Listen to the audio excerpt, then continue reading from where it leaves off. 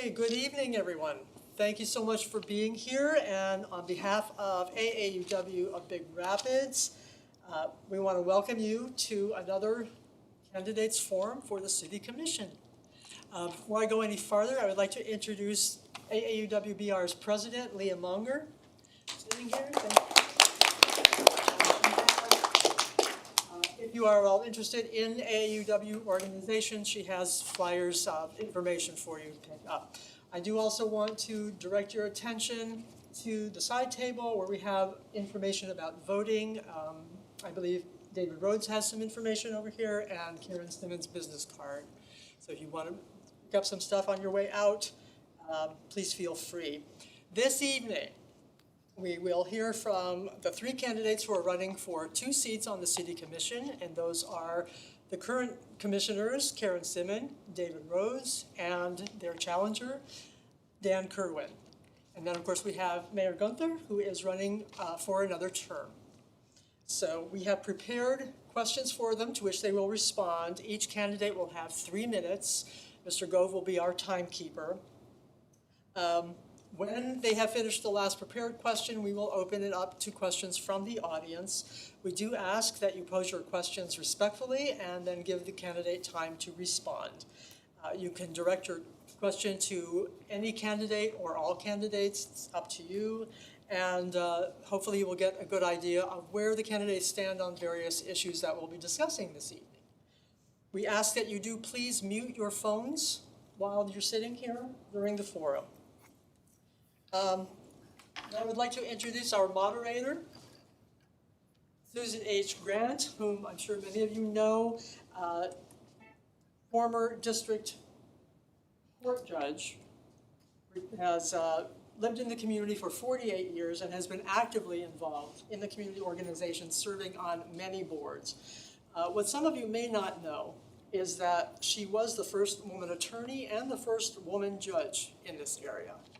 So we're very proud of that. That's how old I am. Yes, yes, let's just put it right out there. That's how old I am. In January 2015, she retired from the 77th District Court for Mecosta and Osceola counties, having served for 18 years on the bench. During her last term of office, she implemented the West Michigan Regional Sobriety Court. She has also been a very active member of AAUW Big Rapids for over 45 years, including serving as one of our presidents. So we want to please join me in welcoming Susan Grant.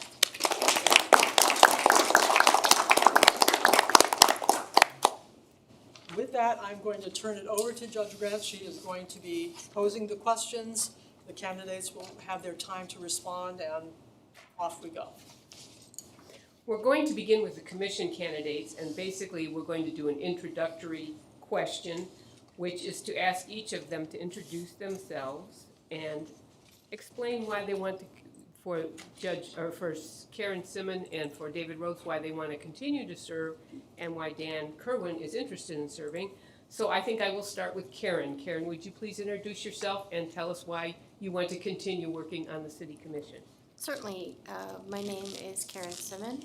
I currently work at Ferris State University in their facilities department. I've worked there since 2001, so that dates me a little bit, but I'm a Ferris graduate. One of my roles at Ferris is to oversee construction projects, so my skill set is listening, planning, educating myself. I've been a city resident since 2009, and when I moved into Big Rapids, I decided, well, there's got to be more for me to participate in than just coming to work and coming home. That's where I learned about the Parks and Rec Board, and I was on that for a number of years, and then I was on the Planning Commission. And then there happened to be a seat that opened up in 2022, and I was elected into this seat. So that's a little bit about me. I would say that I want to continue to serve because I've gained so much knowledge, not just about the way the city operates, but city staff, history, and I have a lot more to learn. And I feel that the best place to do that is to continue to represent the citizens of Big Rapids on the commission. Thank you. David, would you tell us why you would like to continue to serve? Good evening, everyone. My name is David Rhodes. I am currently employed at the Big Rapids Public School System. I've been there for about almost a year now. Before that, I worked in retail for 10 years at Meyer. So a lot of you probably recognize my face from Meyer. But now I'm working with children and working in our virtual school there, helping them 6th through 8th graders. So quite a great group to work with. I actually ran for City Commission 2 years ago. Did not get elected, but then I was able to serve on the Charter Revision Commission for a little while until a seat opened up last year, July of last year, and I was fortunate enough to be nominated and took the position. And now I've been in here about a year. The reason that I want to continue to serve is that I feel like I've just gotten started. I think that I bring some fresh real-world experience to this position, and I just kind of want to continue to learn more about the different parts of the city and just keep growing and helping the city to grow. Thank you, David. Dan, could you introduce yourself and tell us why you are running for county or for city commission? Not county. Yes. God, no. God. Yeah, thanks. Sorry. Yeah, my name is Daniel Kirwin. I grew up 28 miles due west of Maple State in the village of Walkerville. Went to Northern Michigan University as my freshman year, and the last 3 years at Grand Valley. My wife of 42 years, she's a graduate of Muskegon Business College, now known as Baker College. But our last 39 years have been right here in Big Rapids since 1986. That's a lot of reasons right there to want to run. We have 5 children, 3 boys and 2 girls in that order. They all graduated from Big Rapids Public Schools. They hung around with some of the most fantastic friends with wonderful parents, all right here in the community. We now have 14 grandchildren. And out of the first 10, 5 girls, 5 boys. How graced can you be when that happens? Now the last 4 have been boys, but maybe we'll still get a tie, maybe. But those are the big reasons that I wouldn't mind sharing my knowledge, skills, and abilities with the city and be part of the team of the City Commission, because I've been around government since I came out of college. My first job was at Land Title Office, then I worked for a county for 2.5 years, then I became the city assessor here from 1986 to 98 the first time, 2010 to 15 the second time, and 13 months the last time. All wonderful experiences with here at the city. So for me, it'd be like working with family and friends. Thank you, Dan. Mr. Mayor, would you introduce yourself and tell us why you're running for re-election? Sure. Thank you for hosting, Jennifer. Appreciate it much. There hasn't been a greater honor for me than to serve as mayor of this city. Getting into it 4 years ago, I wasn't sure what it would be. And the love for your city and what you could do to help your city has just become my goal at an old age. So I really want to keep going. We have so many projects going, and besides knowing you all, I probably delivered half your kids. It just makes my life complete to be the mayor of all such wonderful people in this town, and I truly believe it. And I love working with the city staff. I've grown to be friends and colleagues, and we have a great city staff. And 4 more years together as a team with the commission is going to be an outstanding 4 years. Thank you. Thank you, Mayor. All right, this is addressed to the commission candidates. I know you received copies of this, but I'm going to go ahead and read this so that the audience can hear. We are considering this quote from Henry Ford.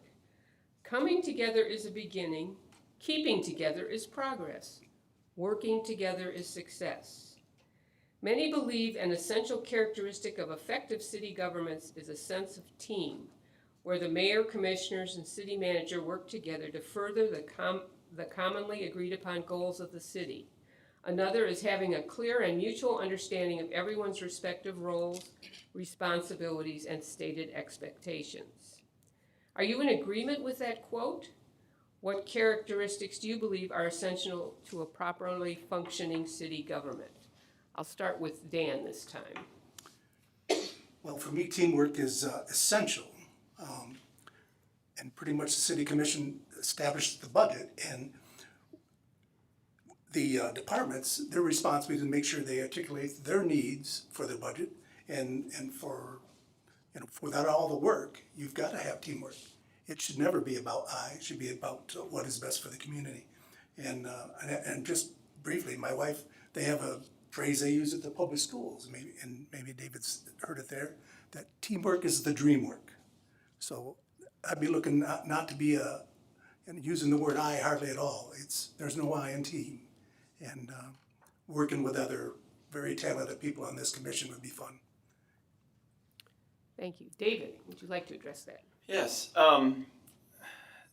So I did, when I first got this question, I did some research just to see what Mr. Ford meant when he made this quote. And one of the things that he meant is that, coming together building a team is essential. And then continuing to grow that team is very important. And then you got to collaborate in the end to make it successful. And I think that's one thing as a city we do well. And that's one thing that when I first got into office, I spent my first probably 2-3 months just going around from department to department, meeting the department heads, kind of sitting down with them, figuring out what their responsibilities were, what they did for the city, so that I had a better understanding of what each department does and how they all work together as a team. Because if we don't know our players, we can't build a team. It's like being in school and being a teacher in a school that, if you don't know your kids, you don't know how to help each kid. And it's kind of the same way here. We've got to know how our different departments work to be able to make them a cohesive and successful team. Karen, would you like to address that question? Absolutely. So I 100% agree with the quote. I get a little nerdy when we talk about teams and team management because it goes back to kind of my education. But when you look at teams, they talk about different stages. There's forming a team, there's storming, there's norming, performing. So when you first come on to the city commission, you're part of the forming, you're learning. Everybody else around you is part of the norming. They're all making it work, they're all doing it. So there's this constant cycle when you're on the commission of folks that are coming in, folks that are coming out. And what I really like about the way our commission works is we're always performing. There might be times where we disagree with each other, but we come right back to working together, working with city staff and getting the work done, rolling up our sleeves. I think something that is essential for me when I'm thinking about how teams work, we have to be transparent with our constituents. They need to hear us ask each other questions. They need to know why we're voting the way we're voting. We need to be engaged with the community. We need to go out in the community, have events, talk to people. We need to be strategic in terms of the goals that we have for the city, the goals that we have for city staff, the projects we do.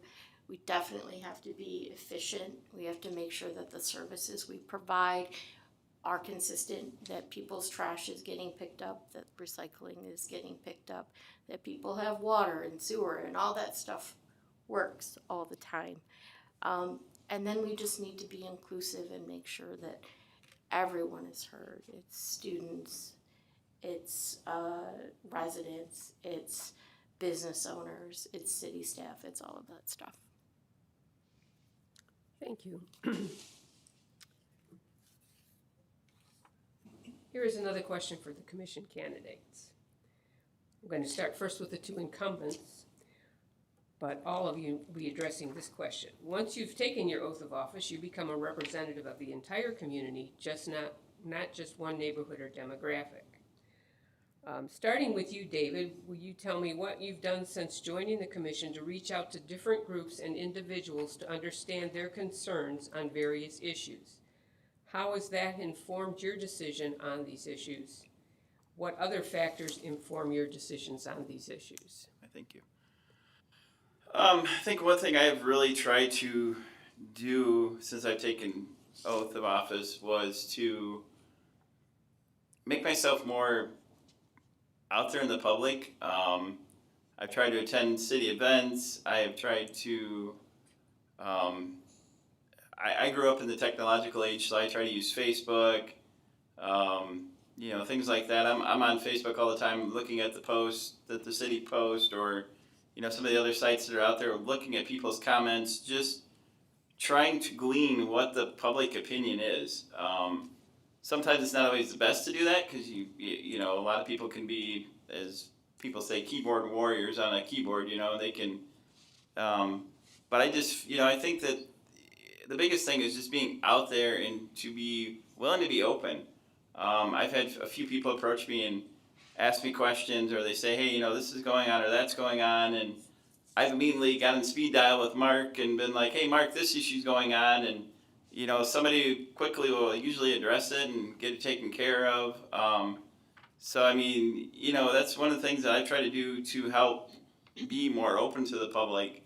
I was kind of joking with one of my fellow commissioners that I haven't really got a lot of feedback, but they joked with me that, it's that first year, they let you kind of slide the first year. And then after that, you kind of get more of the feedback and not always the nice stuff. And so I'm just like, well, cool. I'm kind of been waiting for that. And, I just try to get out there and make myself known. I want to be out there and be available. I try to make myself approachable. And I've also, made sure that if I'm in an event or something, I try to introduce myself and talk to people. And one quick story that I think of is my son and I were at a disc golf event that Ferris was hosting, and I was there and I was following the lead card group, and we were in between holes, and I kind of said, hey, just want to let you guys know, welcome to Big Rapids, because they had guys from like Michigan State and all over the state. I said, I just want to say welcome to Big Rapids. I'm a city commissioner. And so they're like, well, thanks. And then they were joking like, what's the best place to eat in town? So I told them, so the better place to eat in town. But, just little things like that is how I've been trying to make sure that I'm open to the public. So. Thank you. Karen, what have you done since joining the commission to reach out to different groups and individuals to understand their concerns on various issues? How has that informed your decisions on the issues? And what other factors inform your decisions on those issues? So right off the bat, the first thing that I do is listen to people. I could get a call from someone that's tickled pink that we put flowers on the bridge, on the Maple Street Bridge. I could get a call from somebody that is very unhappy about their neighbor's trash that hasn't been picked up. The polycart's been out for 2 weeks. So I start off by listening and meeting them wherever they are. So go ahead, you can vent. I represent the city at this point. If you want to vent to the city, go right ahead. But then I spend time to really understand that person and what their issue is, and then knowing who I need to contact to help that person. It isn't always the city manager. It might be someone else in town. It might be providing them some more information or a resource, but I always start by listening. I like to get out and go to events, whether it's the plays that the school does, Ferris sporting events, Big Rapids sporting events, but just trying to be out there in the community so that people know I'm available. I don't like to go up to people and say, hey, my name is Karen Simmon, I'm your city commissioner. That feels a little awkward to me still. So I'll say, hey, my name's Karen, welcome, glad to have you here. So The other thing that I do is anytime somebody comes to one of our meetings, they took time out of their day. They didn't go right home to their kids. They didn't make dinner for their spouse or their family. They came to our meeting to listen to what we're doing that day, to bring up a concern, but they came to be part of our meeting and part of city government. So that person, I want to know why they're here. I want to follow up with them after the fact. I want to make sure that that person that took time to come to us is heard and supported. Thank you. Dan, how will you go about reaching out to different groups and individuals to understand their concerns on various issues? How will that inform your decisions on those issues when they come to the commission? What other factors will you use to inform your decisions? Well, it's, again, 39 years my wife and I have been in this town, and we've been immersed in this town. I'm a past exalted ruler of the Elks Lodge right across the street. The first year I was here, I coached the freshman boys basketball team. That year, the varsity went to the quarterfinals. Wonderful experience there. And then I also coached 7th and 8th and 5th grade basketball and all those interactions with people in the community. And then my wife and I were coordinators for T-ball for 6 years, and I coached for 10 years. Of course, when you have 5 children, that's what you get to do. But really, in a city commission role more, talk to the people that know most about the issue. If it's town and gown, you're going to be talking to a different set of constituents for the most part. If it's downtown issues, whether it's over in the 3rd Ward, and I do know where the 3rd Ward is, have said ever since 1986. And I'll look for direction from the mayor. I mean, I've known the mayor for a long time, and we have our first 2 children were born in Ludington, our last 3 in Big Rapids, so I know the mayor. and I know all the other commissioners, and I really enjoy. We've had just tremendous city commissions and mayors ever since I've been here, and I can name you the mayor and the commissioners of the year I was, first hired here. But for me, it's all, when it boils down to, definitely as a commissioner, I'll be looking at not only for the people that voted for me, and the people that didn't vote for me, but all the people in Big Rapids that even didn't have the time to vote, they still live here, and try to figure out what's right for everybody. And whatever collaboration and involvement I need to get from others to help make that decision, I'll be doing the homework to do it. So, Thank you. thank you. Mr. Mayor, in recent years, certain political issues have caused a noticeable rift in our community, as been remarked upon by a number of our residents. What role do you believe you can play in helping to heal that rift? What role can the commission play in your estimation? It's been brutal. The last few years have been very difficult because we have one leadership thinking one way and one the other. And if you noticed, the city commission has played the middle. And everybody says, oh, playing the middle, that's ridiculous. You guys got to take a stand on Goshen or not stand on Goshen. I disagree completely. We're trying to run a city. We're not trying to run the nation, run the state, run the county. We're trying to do a great job for the city. And the commission that I've sat on for 4 years has done, in my opinion, a credible, good job trying to stay out of the muck. And as soon as you waller in muck, you're going to get it all over you. And I don't think the commission or this mayor has been in that muck playing.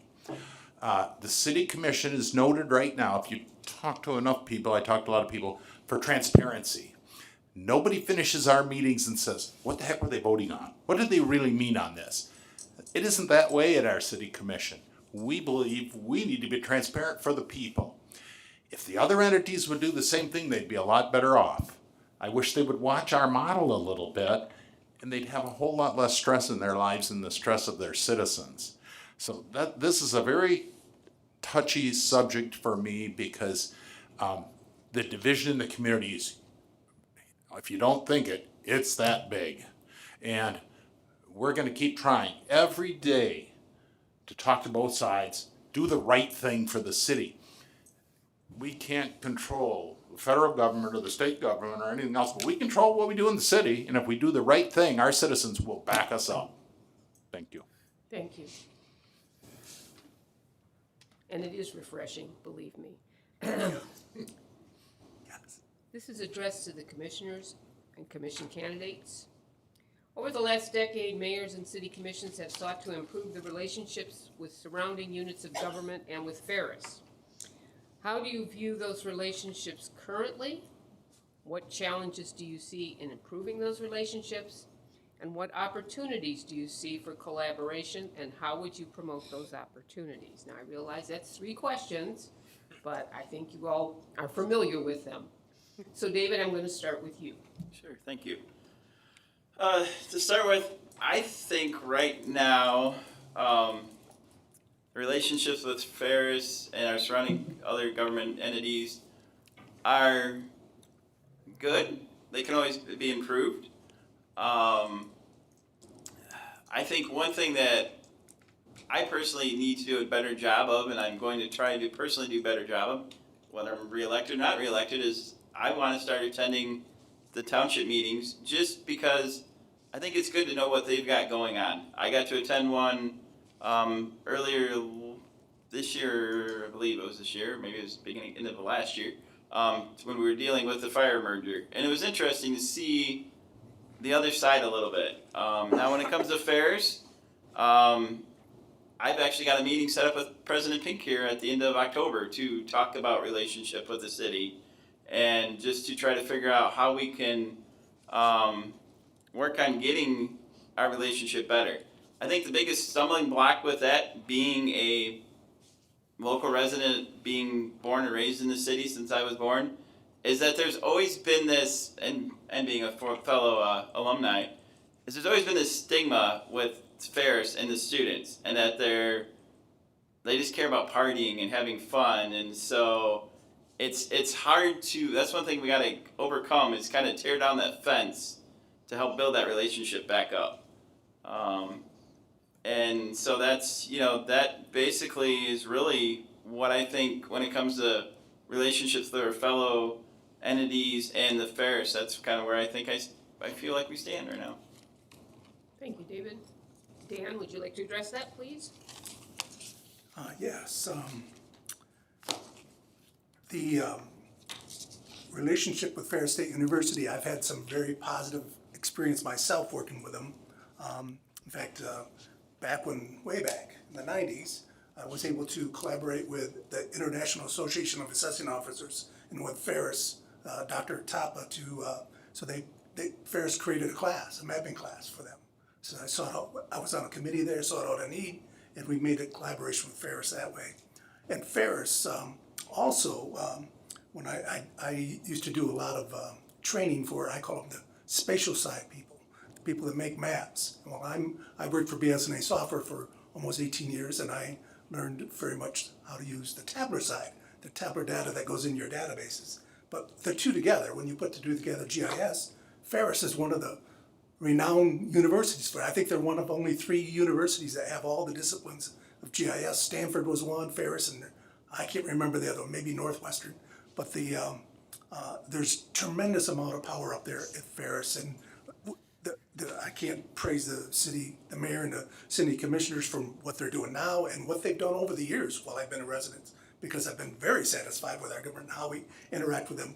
We probably, I don't know if we don't want to get into any kind of, trying to stick our nose where we shouldn't, but certainly listening to our surrounding townships is always a good thing. Listening never hurts. Not just being quiet while they talk, but listening never hurts. And I hope to see more of that, more opportunities of that going on. The other project with Ferris is, we, as a city, we never had in our digital cupboards information about the Ferris buildings. They're tax exempt, so it's like not on the highest list for an assessing officer, assessing department, but in my working with doing those presentations for the spatial side people, the Imagine Conference in MyCamp, I was able to work with the Ferris person, and these little dots on this map, those are the Ferris buildings. So before we knew kind of where the buildings, but not where you would have to put them on a parcel in a city database. with that magical shape file with every Ferris building, it took me like 2.5 days to have a complete, robust tabular data that can now be mapped also into our database. So the city, if something, assessing is not for the assessing is not just for assessing anymore. It could be, if there's a tornado go through town, we have data at our fingertips now about Ferris buildings. Thank you. Karen? The mayor said a lot of great things. And a lot of those things were already on my sheet. So, what you see in the other governments close to us is they are so focused on trying to keep their form of government going, the lights on, being productive, that I don't think they have a lot of time right now to have monthly meetings with us the way the old boards did. So, the people have changed there, and when you have a change in people, you have a change in maybe how things work, and that's not always bad at all. But I think there's a lot of good stuff that's happening between the city of Big Rapids, the townships, and Ferris. I mean, Mark Gifford and the mayor and Steve Schroeder, our fire chief, should be commended for the merger of the Big Rapids Township Fire Department and the city of Big Rapids. That in and of itself was a huge accomplishment. The other thing that's happening is Big Rapids Township is looking to bring in new business, and so they're talking to us about, of all things, a septage facility, but that's still new industry, and there's a lot that goes with that, and so those lines of communication are open. Just because the relationship might not look like it used to a year ago, 3 years ago, 5 years ago, doesn't mean that there's no relationship. The thing I would like to see more, and the mayor touched on this, is I would really like to see the townships and the county, it's that transparency thing. They do record their meetings, some of them, and I would really like them to be available on YouTube or something like that. I work 8 to 5. A lot of the meetings for Mecosta County happen during the day. So it would be so nice for me to be able to go home, watch a meeting, and kind of get more information. The Pioneer is great, but hearing things firsthand. And so I think that that's a huge opportunity. Thank you, Karen. Mr. Mayor, city government is entrusted with being a responsible steward of taxpayers' money, and at the same time, a sustainable revenue stream is necessary for Big Rapids to meet its daily needs. Beyond the city's necessities, new infrastructure, restoration, and/or beautification projects may entail taking on debt or passing millages to attract and retain entrepreneurs and businesses. Reflecting on actions taken in the past 8 months by federal and state governments, what do you see as the biggest challenges facing the city in the next 4 years with respect to balancing the budget while addressing areas of needed growth and development? How will you address those challenges? And those challenges could get deeper and deeper in the next years. True.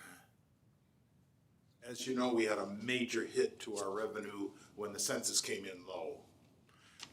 That was a huge hit to us, $600,000 hit to a small budget.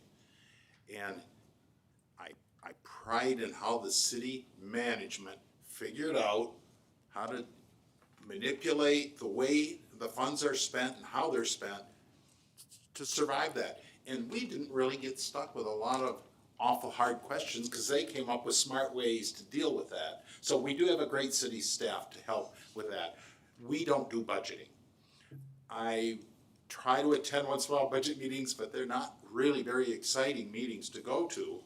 But that's how a small city works. And I ask Mark all the time, he'll say, we're gonna put a $7-8 million improvement to the wastewater treatment plant. What's the first question any normal person? Where's that money coming from? Mark is excellent. he explains it, he tells me about the wastewater fund, et cetera. I have complete confidence in the budgetary process and the expenditures of the city, not even a hint. Now, if it gets tremendously worse, then we will have to look at all those things that you have to do, including programs in the city that are a huge expense to the city. I'll give you one example. Don't yell at me, Mark. That airport out there. I mean, it's wonderful. We expanded the runway. We got a lot of federal dollars to do it, but we lose money on it every year. Well, if it means people in Big Rapids losing services because of the airport, I would cut the airport. I don't care how many businesses it brings in, because our people deserve to have their money spent on them, not on others. That's just my own bent, but that's what we talk about on a daily basis. I'm very concerned, as everybody in the room should be, about the next 3 years and what's going to happen to all the budgets. Ask the arts people how they're feeling these days. So we're just going to have to be persistent and pay attention. Thank you. All right, we turn to the commission candidates again. Affordable housing remains a challenge in Big Rapids, along with the cost of rental housing for families struggling to make ends meet. How do you assess this problem? What are the contributing factors, and what, if anything, can the city commission do to help alleviate it? Karen, we'll start with you. So the bottom line is we don't have enough housing. That's not an unknown thing. We've known that there's this thing called the missing middle, where smaller families, people in that middle income bracket, there is no housing available to them. There's no affordable rental. There's not apartments, and this isn't Big Rapids. This is across the country. So the problem is we don't have enough housing, and we don't have enough variety of housing for the people that want to live in Big Rapids. So that's low income, that's missing middle, that's workforce housing, that's student housing, that's single family, that's all those things that play into it, but there just isn't enough of it. Contributing factors, I think, we can't keep things the way they are. I think anytime a housing development project comes to us, to the commission or to the planning commission, we have a lot of people come in that are very frustrated because the housing in their neighborhood is going to change. The look, the feel of their neighborhood is going to change because there's more of a high denser housing development coming in. And what we hear a lot is, leave us alone, we don't want change. I hear you, I'm listening to you, but I also have to look at sustaining the city of Big Rapids and making this open to people that want to come in and work in healthcare, want to come in and work in education. For Pete's sake, to have a faculty member who is just starting at Ferris that can find a place to live in the city of Big Rapids, that would be tremendous.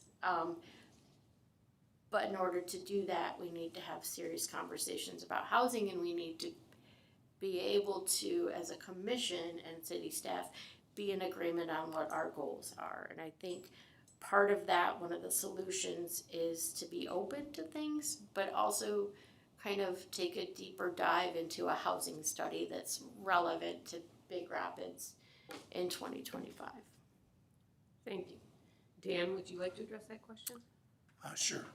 Yeah, the Housing Commission project that's running parallel to my street, I live on Loudon Street. It's a dead-end street over there on the east side, and Mechanic is where they're doing that development. So there is some progress being made, and those houses are wonderful. But as the other commissioner said, that we need more housing and more of a variety of different price ranges. But it appears that what we've done so far, we're making progress, and certainly knowing more what the Housing Commission can do and help. And I'd have to do some research on that, although I've been a few of their programs they put on over there. They really run, I knew Mark Sahaki really well, and Linda, I think it's Linda over there now, does a great job. So working with them, see if we can find more solutions. For me, the bottom line, the notes I made at my kitchen table getting ready for this, life, liberty, and pursuit of happiness to everyone. So just don't make any rules that help, that hinder some party versus another. Just try to be, make good decisions for everybody involved. Thank you. David, please address that question. Thank you. Housing is not a new issue. It has been an issue for as long as I can remember. It was an issue that was brought up when I was running last time.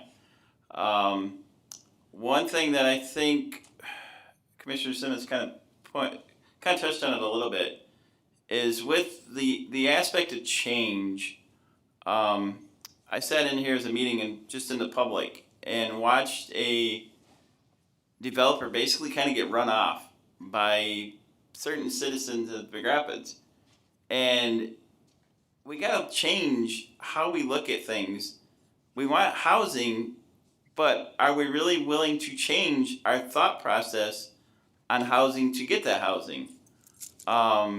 We are in the works with, I believe it's Sandy Acres, I think is the name of the development right now over by Dan and I, because I actually live over by Dan. They're looking to put a new development over there.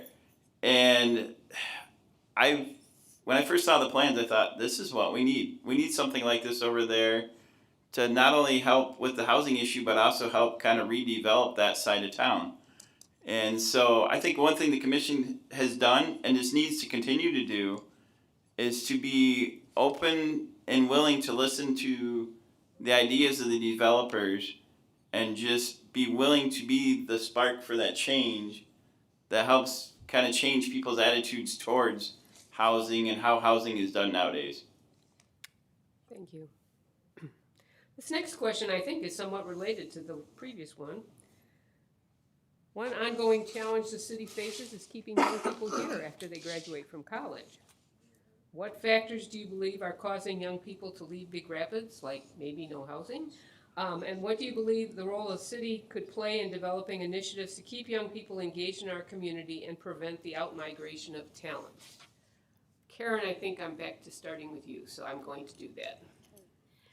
So you're always gonna have young people that leave your small town, your big town, your village, and it goes back to they're young, they've got life to experience.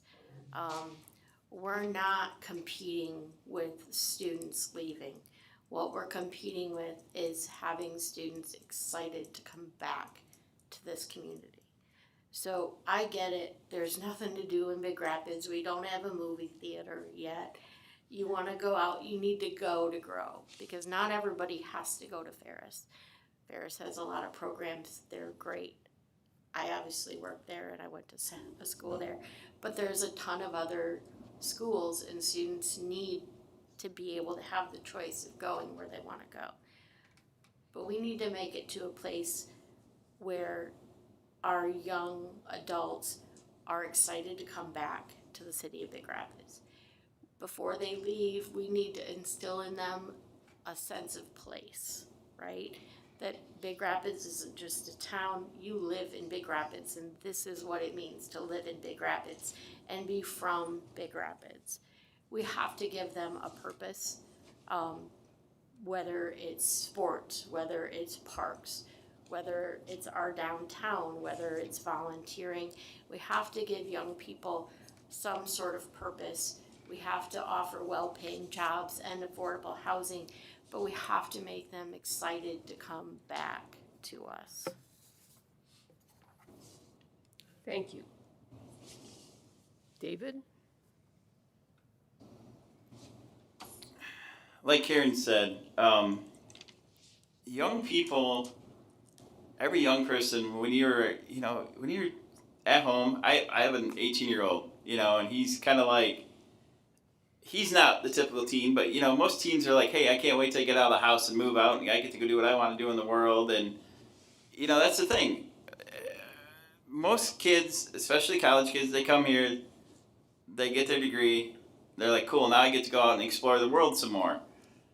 The biggest thing is we need to make this city a place where they want to grow. so they can come back, have housing that's affordable for single, families or a fresh college graduate, have businesses that's going to support their degrees, and just support them in general, so that they can come back here, grow their family, and then start the next generation and the next generation after that. It's about just more growing that seed so that they come back and grow their family later. Thank you. Dan? Well, for me, the city's doing a great job already as far as the city has great parks. The city has great water, sewer, street infrastructure. That's a good start. But definitely jobs. We're just trying to turn down a bunch of jobs in the area, which would really, really help right now, especially with the job losses we had out in Remus and others. But and when you look at the growth of the city, in fact, here is the growth of the city. All the platted subdivisions in our city, and there has been one residential one. Well, we did have one in the 90s, but the last time before that, 1960. It's time for growth. I mean, in the past, somebody in the 1800s when they were doing logging took some chances and created some jobs, and people resided here. In fact, 89% of your platted lots were platted before 1900 in this city. So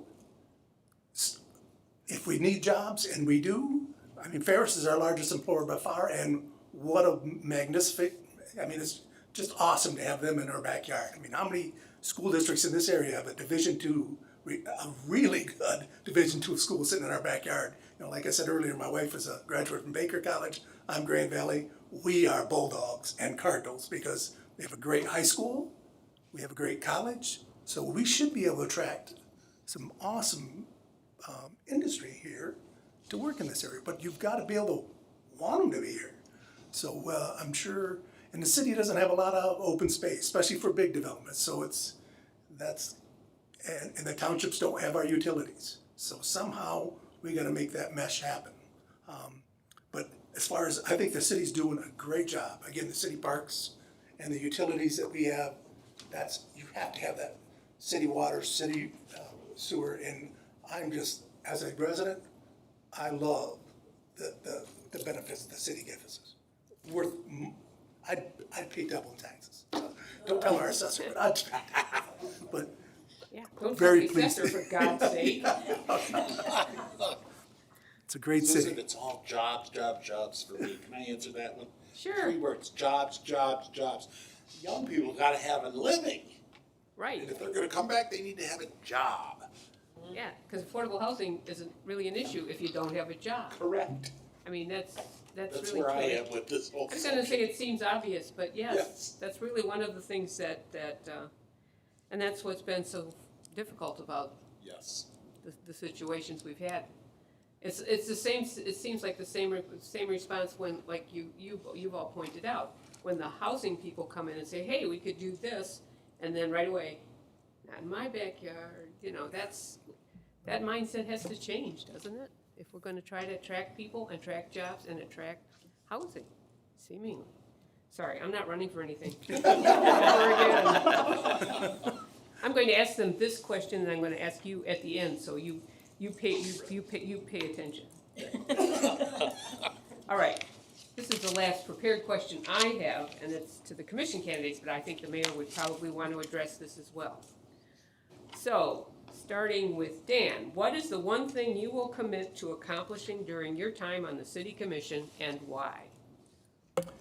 Well, my first response for that is, it's not all about me. I want to do this for the community, so it won't be what I want to accomplish. I'd like to see what the city together can accomplish. Just being here tonight, I think it's so essential to listen, and I've been very, my current city commissioners, just loving to hear what they had to say. Listening to people instead of just not talking while they're talking. Just really taking the time to listen. What last note I had here.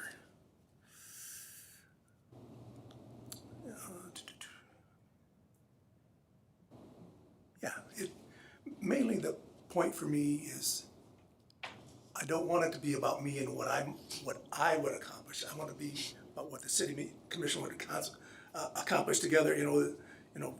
Just enhance the quality of life of people that live here at a fair price, because taxes are a cost at a fair price. And just always putting, walk a mile in their shoes, whether they live on the east side, whether they live in the 3rd Ward, over by the college, walk a mile in their shoes and listen to their concerns and definitely pay attention when they do talk. So teamwork is what I would want to accomplish, I guess, bottom line, is I want to accomplish teamwork and not be where, I'm a lone wolf out there doing things, and I don't even foresee that happening ever. And I got some pros that have been doing this a while that I can consult with, so. Thank you. All right, Karen, how about you? Planning and zoning is one of my, I really enjoy learning more about zoning, planning, developments. So we're going through an effort right now to update our zoning ordinance. We started with the master plan. Now we're getting very intense into the zoning ordinance, so that we can make sure that what our plans are align with the current goals for the city and the future goals. So the zoning ordinance doesn't mean we're gonna change this house to be, it's not an R1, it's an R3 right now. That's not what that is. It's more of a going through the document and making sure that it makes sense and that there's city staff have the availability that they can oversee development, business, building, all of the stuff that they do from the ordinances behind the scenes. We need to keep the residents informed about what we're doing, because anytime somebody says zoning, the immediate is don't change it. I don't want to live in the R2. I like where so people get very, very, very divisive about it. So if I am reelected and we get to the end of that 4 years and we have a zoning ordinance that's been updated that makes sense, that's terminology is relevant, that helps our citizens build new houses, build new businesses, that helps our citizens, I will have a great sense of accomplishment for having done that. Thank you. David? This is a hard question. A couple of my things are already in the works and that I've really been, I kind of said, I feel like if we can I've really wanted to accomplish, and we've already accomplished pretty much one, and the second one is almost accomplished. I'm going to be a little selfish. The one thing I will say that I've always I have a love for disc golf. I'm a disc golfer. I love it. I actually I met with the mayor and Mark and Leonard Johnson, and we were the ones that got that new pavilion built down there in the park for the disc golfers. Mark had given me a wish list of things that the disc golfers wanted. I went to Mark one day and said, hey, why don't we do this? Could we do this? Could the city, swing this? And he said, sure. And so there's that set. So I'll be down here hopefully middle of October. But, it's kind of like Dan said, it's not about us. Really, it's not about any of us up here. It shouldn't be about us. Because if it's about us, there's a problem. It's not about our egos or how big we can be or how important we can be. It's about what we can do for the city and making the city a place that people want to come to. It's one thing that hit home to me a few weeks back was that I heard a sermon preached, and our pastor was talking about tearing down fences. Because when you offend somebody, you build a fence. And when you tear down fences, you help build relationships. And I guess that's really my goal that I really want to focus on, and hopefully as the public you will re-elect me so that I can accomplish this goal, is to tear down fences and just to help rebuild relationships here in Big Rapids. I want to see Big Rapids become the Big Rapids that I remember when I was a kid. Mr. Mayor, how would you like to address that question? The day-to-day things that they're all talking about, I think, are all true. I think the city staff's on their way to improving housing and making sure the sewer runs and the water runs and all those things. They're just really good at it. One of my fortes is trying to talk to different groups about making successful communities. The fire merger was a prime example. If you just took the logical approach and just went, sat down, and talked till finally we all came to the conclusion, oh, we better be merging. The same thing could be happening. I've been called now by 4 different township fire departments to see if would Big Rapids be interested in merging, if our millage could come to you to grow, and to grow a professional fire department in a county of 30,000 people is a huge factor.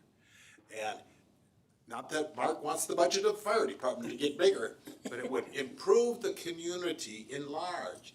And that's probably one of the things I do best. At least I'm guessing that. But there's other things. How about composting? I mean, I know that sounds kind of kooky. It's not really something I'm really knowledgeable on. But we heard a presentation where if Ferris starts composting, we could have voluntary composting of all the food products in our whole region. And then instead of carting it all to the landfill, you'd make dirt out of it. Doesn't that sound simple? That's collaboration.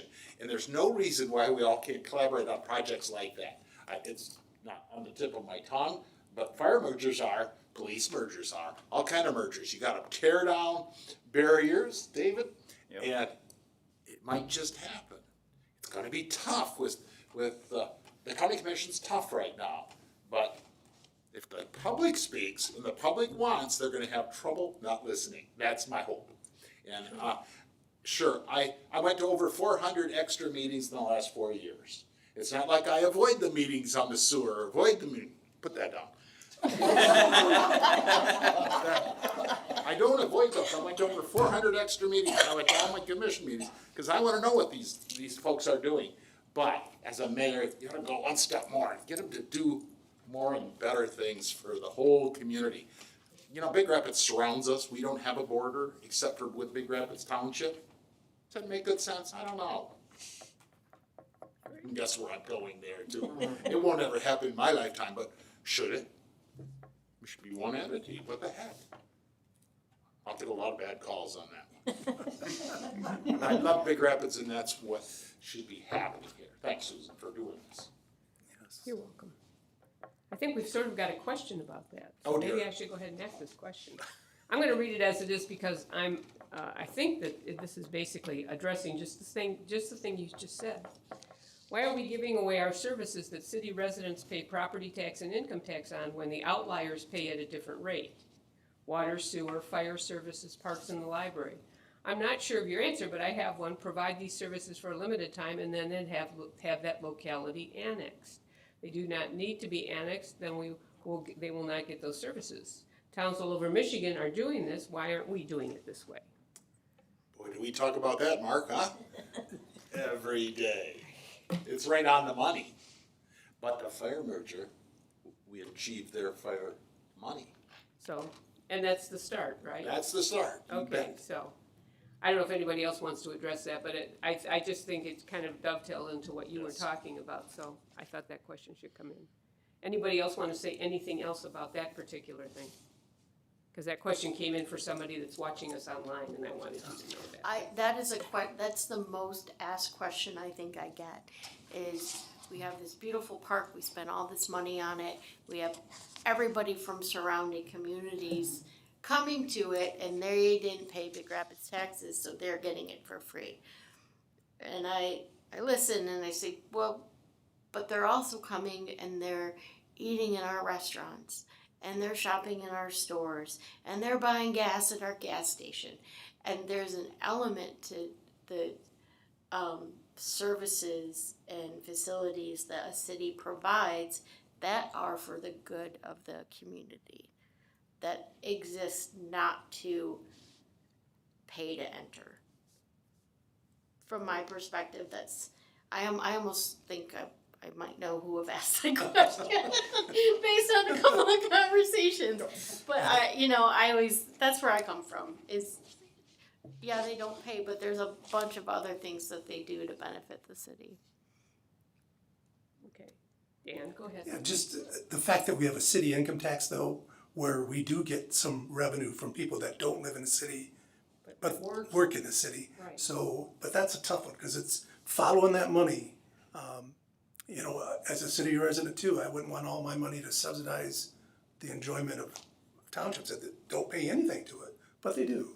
I'm sure they do. But finding that happy medium there, you definitely don't want to put up a fence around city parks and say only city residents can be here. It just wouldn't not make any sense. But it's a tough one to figure out, and I agree. definitely need more work to do on that one. Okay, how about any other questions from the audience? Yes, ma'am. I have a question for Karen. In terms of zoning, have you incorporated the idea of actually having garages in Big Rapids? I've been looking at property. I've chosen elsewhere primarily because of the housing, but also because there's no garages and it's a northern city. Oh, yeah, 100%. I think that's where we start to get into like the specifics of lot sizes and, is your lot big enough to build a garage with it attached? Well, 100%. Something that I suspect will have a lot of questions is called an accessory dwelling unit. So can you have your house and then towards the back have a she shed or a man cave? Or for myself, an apartment where my dad could live close to us but still have his own place. So there's room within the zoning ordinance to be able to build a garage and to build the garage that you want to build, right? All 54 houses in Sandy Acres are having 2-car garages at the city's request with basements. It's gonna make the price higher, but we felt it was important, just what you said. Yes, Karen.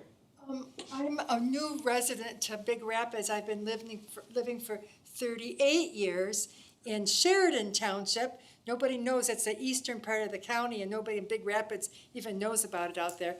But I'm have some health issues. I moved into town because I thought it'd be healthier for me. I live on Russ Street, a beautiful neighborhood. I'm making friends with my neighbors. It's a nice place.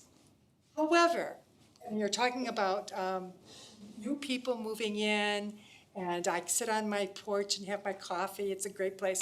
However, I just got a new neighbor right next door to me with 2 pit bulls, and I'm on blood thinners, and they are vicious. They came after me. There's an old fence. You're talking about tearing down fences. I want to build a more sturdy fence Right. here. Yep. They came after me, and they're nice young people. They work at fairs. I want to be a good neighbor.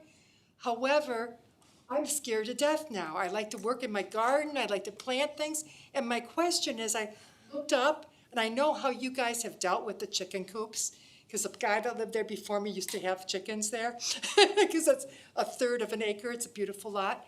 And I'm outside doing my gardening, and I've put a lot of time into this house, putting a new roof, windows, doors, to make it a nice place for the neighborhood. So I'm asking you how you feel. Newaygo has an ordinance against pit bulls. One pit bull I wouldn't be so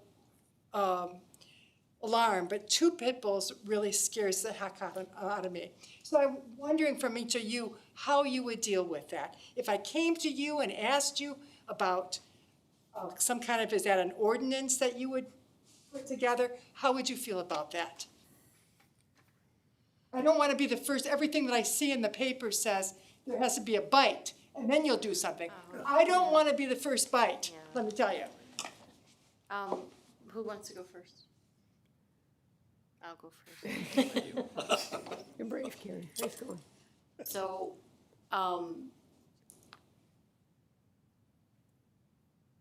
fundamentally, if there's issues with dogs, you have to start with what do the ordinances say, which is when you make a complaint, because when you have a problem, one of the easiest ways to start the ball rolling is to let somebody know. So you just did, awesome.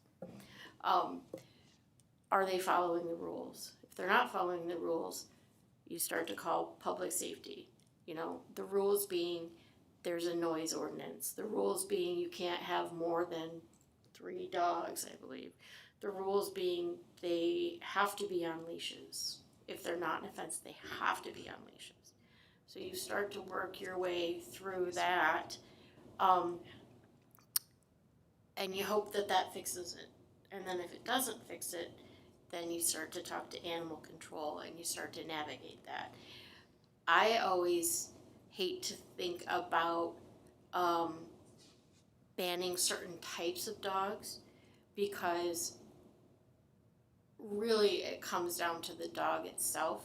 For me, not necessarily the breed. There's bully breeds. I mean, a boxer could be vicious.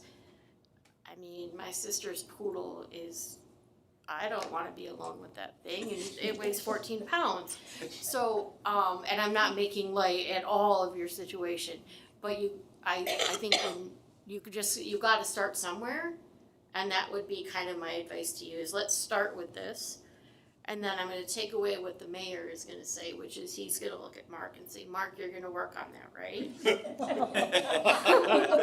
Because that's the next thing is we stay on top of it, we stay in communication. We're both Karen, so obviously that challenge is over. So that's how I would approach it. I'll answer next.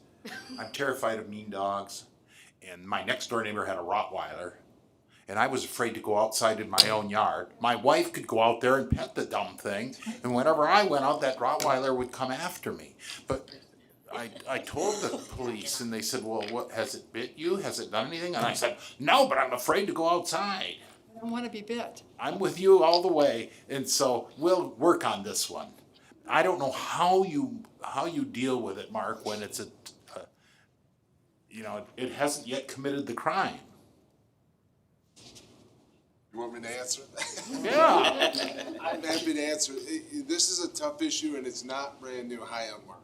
And we have entertained, or it has been proposed in the past about breed-specific ordinances, and the commission has never chose to go that route for, I think, a lot of what Karen has talked about. So it has been proposed. Others have thought and felt the way that you do. It hasn't ever got to that point. Are they in a fenced-in yard? Yeah, but I'm telling you, the fence is The fence is flimsy. Yeah, I got you. yeah. Okay. We can talk more. Okay, well, Okay. I just want to know how the candidates would deal with that, It's you know? a difficult problem. Okay. Yeah. The biggest thing is thank you for bringing it to our attention. That's what we need to know. We need to be able to know these issues, no matter what they be, so that we can address them. That's you, yeah, and yeah. Okay, any other questions? Yes. I wanted to ask one.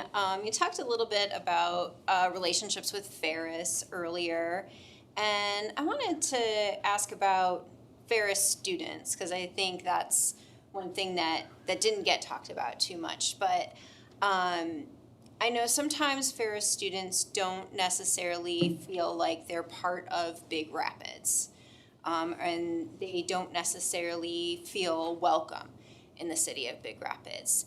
And I think that's particularly true for students of color, international students, students who are minoritized in any way. Is there anything within the city's purview, anything that any of you might do to address that particular issue? I'll go first. You want to go first, Dan? Go ahead, I'll go say it. I meet with Dr. Pink just about every 3 weeks or so, and he brings that issue up a lot because he's super in touch and attuned to the whole issue. We have meetings twice a year with the student group who come in and tell us what they want, and what they need, and what they're feeling, and they voice exactly what you just said. It's very difficult to overcome those barriers. We stress it to the Downtown Business Association. Be friendly to the students. Don't assume every student's gonna steal from your store. We hear all that all the time. It is probably one of the most difficult things to deal with. Minority kids all the way. One minority group has come 3 years in a row and said, we want a hair salon who can deal with our African American hair. Well, I can't make that happen. Mark went, or who was it that we put on that, Mark, that went door to door to the salons and said, come on, help us out with this. And it's not easy, it's very difficult. Dr. Pink is a great guy, and he has ideas, and we'll try to work with him as much as we can. They called, said they want a bus route to Meyer. So Mark and his team created a bus route from the campus to Meyer. How many times a day, Mark? 4 or 5, I think. They go. Yeah, and so we try hard, but that one is the hardest by far. It's hard to get people to change their thought process on those issues. Really hard. Thank you. Yeah, but the students aren't all bad. I mean, over in our neighborhood every year, they help with yard cleanup for elderly people and so on. So sometimes they get a bad rap, and maybe it's just a little more exposure. I know I liked it at Northern, and I always thought it'd be nice here in Big Rapids if we had more of a direct trail of like restaurants that down at the south end of Michigan that got you from campus to downtown. And at Northern, you get off on 3rd Street from Cohodes Hall, and you can go all the way downtown, and you got record stores and, well, maybe not now, not record stores now, but you had, there was a house here and there, but there was a commercial trail. And here we've got a kind of a 2-block barrier there it's not that far, but 2 blocks is 2 blocks when there's not something right there to go to. So that definitely, just knowing that, the film that those college students just did is phenomenal. And there's a lot of talent up there, not just in the administrators and the professors. Those students have a lot of talent and not taking advantage, but enjoying some of the resources that they can provide. We probably need a little work on that because Ferris is awesome. And that's from a Grand Valley alumnus. So. Okay, any other questions? Then I think we'll allow each candidate 3 minutes to sum up. Mr. Mayor, you want to start? Sure. I love being your mayor. I want to be your mayor 4 more years. I think I can continue to improve upon the city, and I'm in favor of all 3 commissioners. I wish they'd all 3 be on the commission. I have no preferences whatsoever, and the city's, with its leadership, professional leadership led by Mark Gifford, the city's going to do great things the next 4 years. Okay, Dan, you're up. Like I said, my wife and I have been 39 years here, and we've enjoyed every minute of it. And we hope to be, a positive part of the city in the future, even if it's not on the commission. I've been really impressed with this evening's questions and answers and everything. But definitely, thoroughly love this city. Definitely will listen and try to do my best to, enhance the already great lifestyle here in the city of Big Rapids. Thanks. David. I feel like I've just begun, and I really hope that you will help me to continue, and help come alongside me as I work to tear down fences and just hopefully to rebuild relationships. I feel like I still have a lot to give to the city, and I just hope that you can agree with that. I mean, I've had a lot of people say that, you're doing a great job. I just hope that you guys will help me to continue. if not, then the city's in good hands no matter who gets elected. And I just hope that you know, will hopefully give me a shot and help me to continue. I just feel like I've started out. Thank you, David. Karen? I want to thank AAUW for sponsoring this event. I also want to thank city staff because they make our job on the commission so easy. They are so well informed. They are so dedicated. If I really can't, take responsibility for the actions of the city commission because we all work as a team, but most importantly, city staff are the ones that make things happen. Thank you, candidates, and thank you for your preparation tonight. I want to point out that people of the city of Big Rapids are in good hands and should be grateful to have such a functional, competent government. Look around you. It's not universal. Thank you.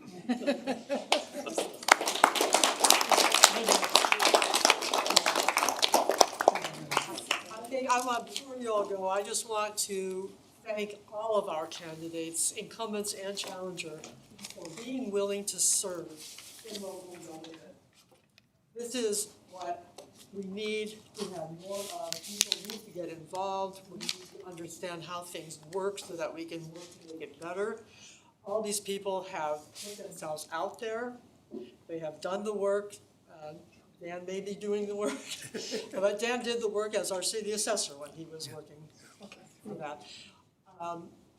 We are living in a time when we need to be really diligent about paying attention to what's going on in our communities, being informed, knowing what's on the ballot, understanding how to vote. We are being challenged in myriad directions these days. So I do want to thank all of you again, and a round of applause for putting me lastly, I want to thank Susan Grant for being our moderator this evening. Happy to. And thank you all for coming out this night. I hope you went away with some good information. Thank you. Good. Steve?